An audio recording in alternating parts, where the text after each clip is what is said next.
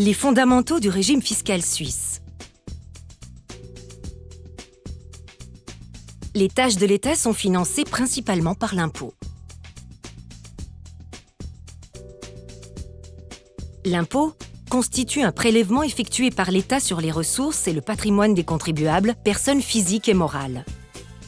Le paiement de l'impôt est obligatoire.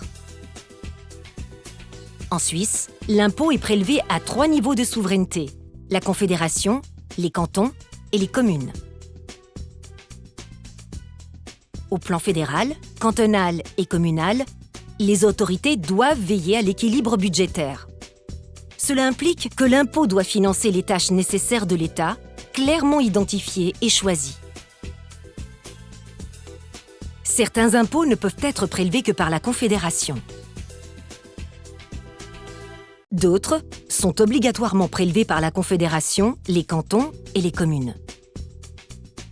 Enfin, les cantons et les communes peuvent prélever des impôts supplémentaires.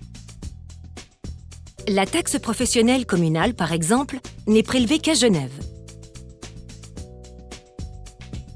Dans la mesure où la nature de l'impôt le permet, les principes de l'universalité, de l'égalité de traitement et de la proportionnalité doivent être respectés. Cela signifie que la charge fiscale doit être répartie de manière équitable sur l'ensemble des contribuables, dans le respect de leur capacité contributive. L'impôt doit également respecter le principe constitutionnel de la garantie de propriété. Cela implique que l'impôt ne peut pas être confiscatoire.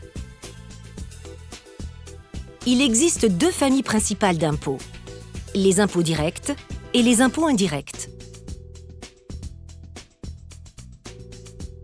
Un impôt est qualifié de direct lorsqu'il est supporté et payé directement par la même personne physique ou morale. C'est le cas par exemple de l'impôt sur le revenu.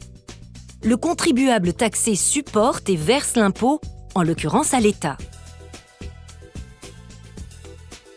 Un impôt est indirect lorsque le contribuable verse l'impôt, mais ce dernier est supporté par une tierce personne. C'est le cas de la taxe sur la valeur ajoutée, TVA.